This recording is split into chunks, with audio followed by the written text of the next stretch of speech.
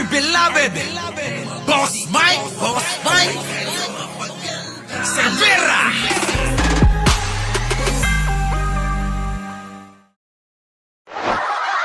Magandang umaga, magandang hapon at magandang gabi sa amandako ng mundo naroon kayo. Siyempre, magandang buhay na rin para sa ating lahat.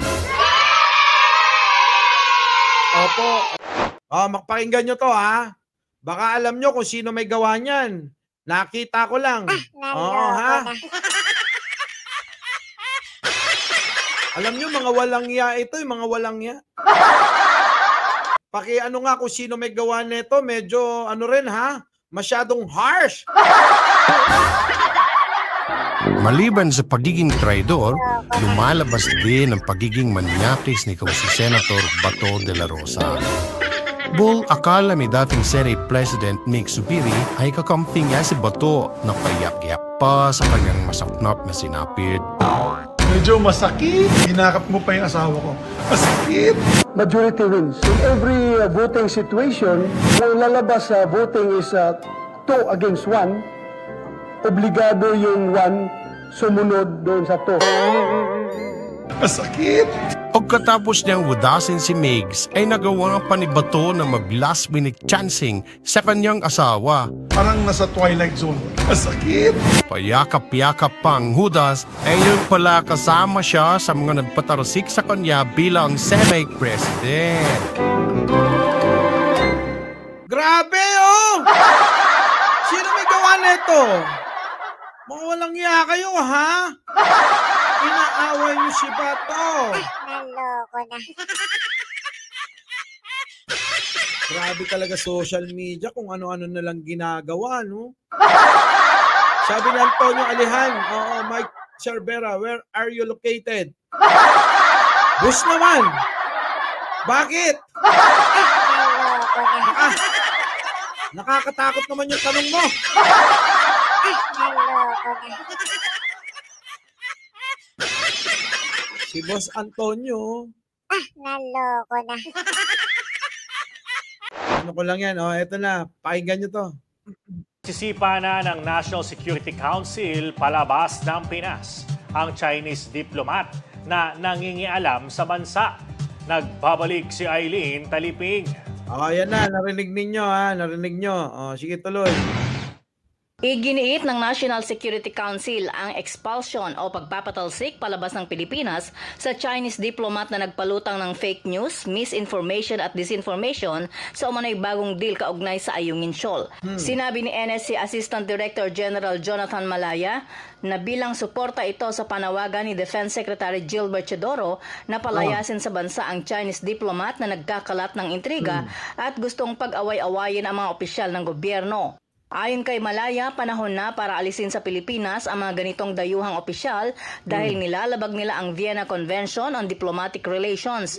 Binigyang day ni Malaya na hindi dapat nakikialam ang mga diplomat sa panloob na usapin ng bansa dahil sila ay bisita lamang sa Pilipinas. Correct. Dumating na anya sa sukdulan ang pangingialam ng Chinese Embassy official kung pag-uusapan ang diplomatic practice dahil kung makikipag-usap din lang sa mga opisyal ng Pilipinas ay dapat sumunod sa official protocol at hindi sa low-ranking official. Ako, si Eileen. Narinig nyo? Ito yung Chekwa.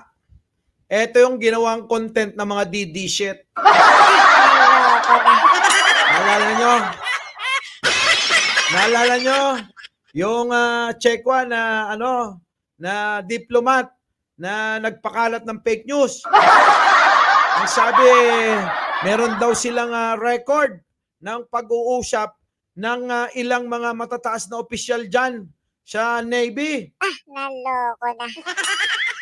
Yung mga tanga, yung mga bobo na may bonus pang nuknukan ng kamangmangan, ayon, kinontent. Nauna na dyan si Roque. Diba?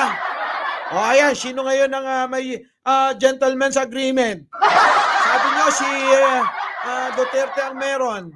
Yung pala kayo, yung kayo. Ganon sila. Natandaan nyo na yun? Kita nyo? Di fake news sila. Pinasisipa na ng National Security Council palabas ng Pinas. Sipahan nyo na! Bigyan nyo ng ang bonus. Oo. Sipa at tadyak. Ganun. At saka pakisampal na rin. Ang Chinese diplomat na nangingialam sa bansa. Oo nga, bakit ba kayo kasi nangingialam sa bansa namin? Eh kasi nasanay kayo kay Digong eh. Alam nyo?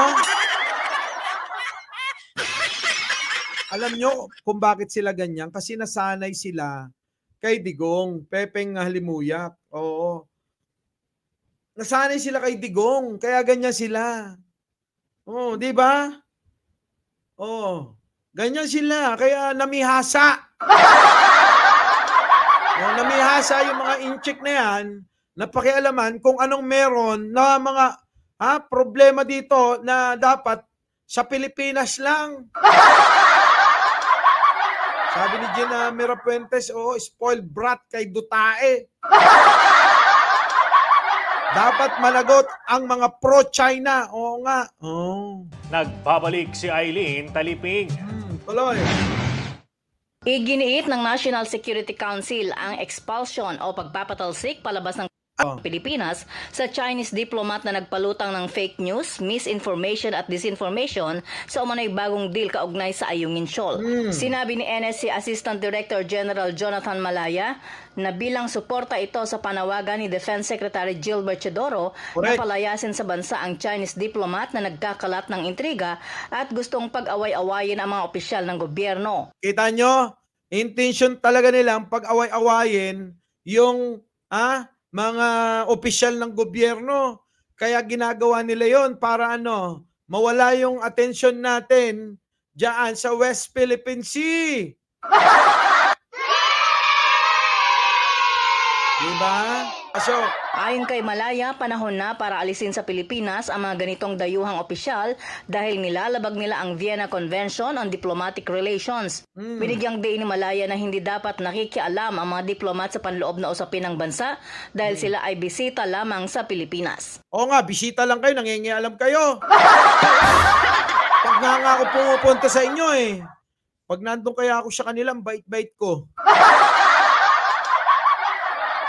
Lahat sinusunod ko. Diba? Oh. Tapos kayo, nandito kayo, nanggugulo kayo. Diba? Bisita lang, pagdating dito, nagkakalat ng fake news. Pasok. Dumating na anya sa sukdulan ang pangingialam ng Chinese Embassy official kung pag-uusapan ang diplomatic practice dahil kung makikipag-usap din lang sa mga opisyal ng Pilipinas ay dapat sumunod sa official protocol at hindi sa low-ranking official. Ako si Eileen. Yan nga yung sinasabi ko, naruam dagamin. Naruam da nga ar-aramidin data, idi palawan ni kwa. Ni Digong nyo. Diba? Namiha siya. Oo, marmarwam da launay. Pinabayaan Mami Love, pinabayaan ni Digong kaya namihasa na ganyan, di ba? Kung hindi ba naman talaga, nako. Muli, Mike Sorbera po laging nagpapaalala, malin natin ang ating kapwa. Ipagdasal natin sa mga didishit ang ating bansa. Magandang umaga, magandang hapon at magandang gabi sa mandako ng mundo naroon kayo.